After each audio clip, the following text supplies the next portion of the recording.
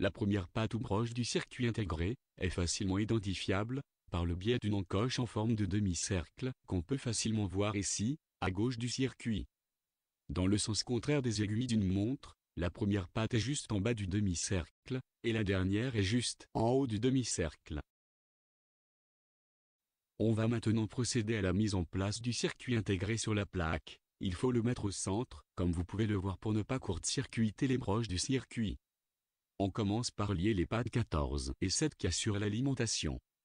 On va utiliser une LED pour lire l'état logique de la sortie de chaque porte logique à tour de rôle, mais puisque les LED sont polarisées, il faut bien veiller à ne pas inverser leur polarité. Sinon, on risque d'avoir des mauvais résultats ou de carrément endommager la LED. Afin d'identifier le plus ou du moins d'une LED, plusieurs méthodes sont possibles. La plus simple est de comparer la longueur des pattes de la LED.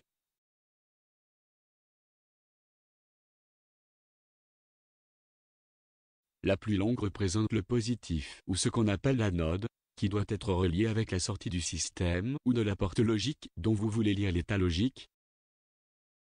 L'autre patte, ou la plus courte ou la cathode, est à relier dans la plupart des cas à la masse, ou au pôle négatif.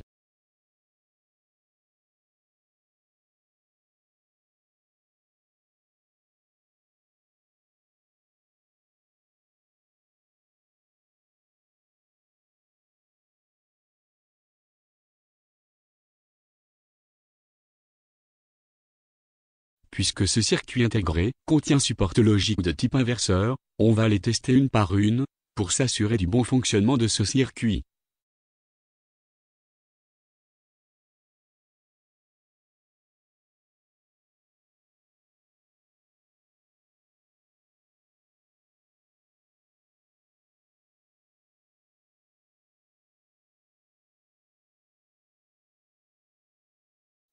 On applique maintenant un potentiel positif ou négatif et on note l'état de la LED.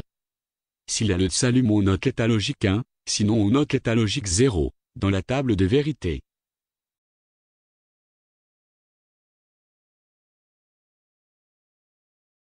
On remarque que lorsqu'on applique la masse, état logique 0, relié au fil noir dans notre cas, la LED s'allume pour indiquer que la sortie de la porte est égale à 1, et lorsqu'on applique 1, en reliant au fil rouge, la LED s'éteint, pour indiquer la valeur 0. Lorsque le fil est en l'air, l'état de l'entrée est automatiquement égal à 1, pour tous les circuits de la famille TTL.